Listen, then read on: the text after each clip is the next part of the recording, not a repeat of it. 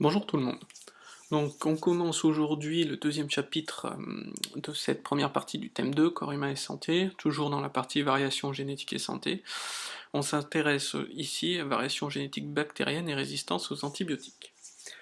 Donc en guise d'introduction, voilà, je vous laisserai lire ça, puis regarder cette petite vidéo sur la découverte de la pénicilline par Alexander Fleming en 1928, qui est le premier antibiotique naturel, qui a été découvert. C'est un antibiotique qui empêche l'assemblage des constituants de la paroi bactérienne, et donc elle ne peut plus, la paroi qui entoure la bactérie est percée de plein de petits trous, et du coup le cytoplasme à l'intérieur qui pousse, qui gonfle, va faire éclater la bactérie. Donc vous regarderez sur cette petite vidéo comment a été découverte la pénicilline. Une fois que ce sera fait, vous pourrez noter l'introduction, donc voilà, et les problèmes auxquels nous allons répondre. Aujourd'hui, nous allons voir ce qu'est un antibiogramme. Alors, vous auriez dû normalement réaliser l'antibiogramme en TP, en conditions stériles. Malheureusement, les conditions font que vous allez du coup en faire simplement l'analyse. Et ici, vous avez le bilan que vous recopierez après. La correction du TP, je vous la donnerai plus tard, je vous la donnerai au prochain cours en classe entière, puisque j'aimerais que vous passiez du temps pour réfléchir à ce TP. Alors, donc pour éviter, on vous raconte en introduction, pour éviter d'utiliser un antibiotique inefficace, il faut que l'on réalise ce que l'on appelle un antibiogramme. Donc quand vous avez une maladie contre une bactérie, on veut savoir quelle bactérie vous avez, et une fois que vous l'avez, on teste plusieurs antibiotiques pour savoir lequel est efficace contre cette bactérie. Et ça, c'est ce que l'on appelle un antibiogramme. Donc ça donne à peu près la chose suivante, c'est-à-dire que votre bactérie qui vous a infecté, on la cultive sur une boîte de pétri, ça vous connaissez, et puis on dispose des pastilles contenant chacune un antibiotique différent. Et vous remarquez que va se développer ce qu'on appelle une auréole tout autour de la pastille. Cette auréole nous montre, on va dire, la zone autour de la pastille où il n'y a plus de bactéries, donc où l'antibiotique a détruit les bactéries. Donc vous allez le comprendre assez facilement, plus la zone autour de la pastille euh, où il n'y a plus de bactéries sur la glande, plus l'antibiotique sera efficace contre cette bactérie. Voilà, donc ça c'est ce qu'on appelle un antibiogramme. Alors comment on l'utilise, c'est un peu plus compliqué que ça.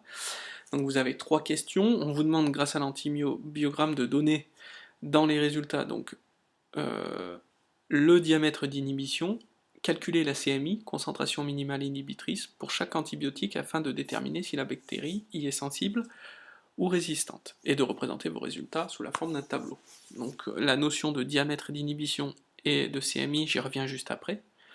Du coup, après, vous devez exploiter les résultats des antibiogrammes présentés dans le document 1, donc celui-là. C'est pour une même bactérie, mais à deux temps différents, la souche ancêtre et la souche dérivée, donc la plus récente. Et à partir des résultats, à partir de l'analyse de ce document, vous devrez expliquer comment, à l'aide de vos connaissances de seconde sur la sélection naturelle, une bactérie qui était sensible à un antibiotique peut devenir résistante. Voilà, tout simplement. Alors, je vais rentrer un petit peu dans les détails sur justement comment on détermine le diamètre d'inhibition et la concentration minimale d'inhibition, inhibitrice, ce qu'on vous demande de faire à partir d'un antibiogramme. Donc c'est relativement simple, pour chaque antibiotique testé, vous devrez mesurer le diamètre, donc je dis bien le diamètre et pas le rayon, donc du bout là vous voyez ma croix, par exemple pour l'acide nalidixique AN, vous avez la légende ici, je veux le diamètre le diamètre de la zone où les bactéries n'ont pas pu se développer, ce qu'on appelle dans la consigne le diamètre d'inhibition. Donc je mesure de là à là. D'accord?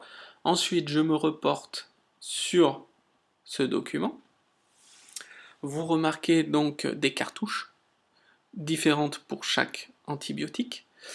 Et donc on lit de droite à gauche le diamètre d'inhibition et de gauche à droite la CMI. Donc, par exemple pour l'acide nalidixique, si j'ai mesuré un diamètre d'inhibition de 3 cm, donc je me reporte 3 cm de là jusque là, Et donc de la droite vers la gauche, je vais reporter les 3 cm que j'ai mesurés, et je regarde dans quel domaine je tombe. Est-ce que je suis dans le noir foncé, sensible, dans le gris, intermédiaire, ou blanc, résistant? Donc voilà, ça me donnera le comportement de la bactérie face à cet antibiotique. Les valeurs de la concentration minimale d'inhibition, donc c'est la concentration minimale d'antibiotiques nécessaire pour tuer la bactérie. Donc en gros, si j'ai mesuré 3 cm, tac, et ben, de chaque côté, de part et d'autre de ces 3 cm, les bactéries résistent. Donc c'est la concentration minimale, donc 3 cm, une fois que j'aurai reporté, je regarde, et avec le maximum de précision que j'ai, je peux dire, donc si je tombe ici, ma croix est ici, je suis entre 4 et 8, je peux dire que je suis à 6 microgrammes par millilitre. Ça veut dire qu'il me faudra au moins 6 microgrammes par millilitre d'acide nalidixique pour tuer cette bactérie. Le meilleur antibiotique sera bien sûr celui qui va fonctionner à la plus faible concentration. Donc celui qui aura le plus grand diamètre inhibiteur. Voilà ce que je peux vous dire pour... Donc je vais vous laisser faire.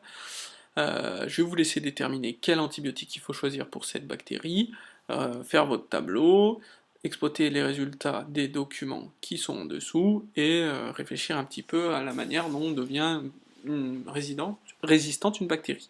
Vous aurez la correction lors de la séance prochaine, et je donnerai des indications sur le cours que vous pouvez d'ores et déjà recopier. Merci beaucoup.